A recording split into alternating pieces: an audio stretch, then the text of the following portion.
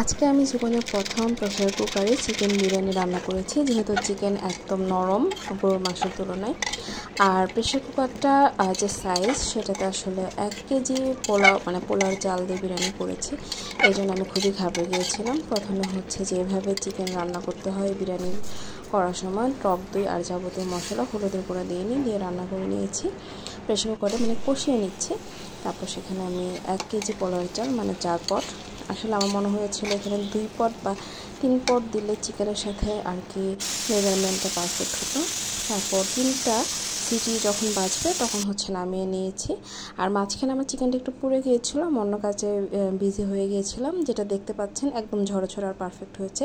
শুধু একটা ভুল হয়েছে, যেহেতু একদম আটসাটভাবে লেগেছিল, জায়গা হচ্ছিল না, তাই কিছু চিকেন নিচ থেকে আর কি হাড্ডি থেকে সরে গিয়েছিল, খুলে গিয়েছিল।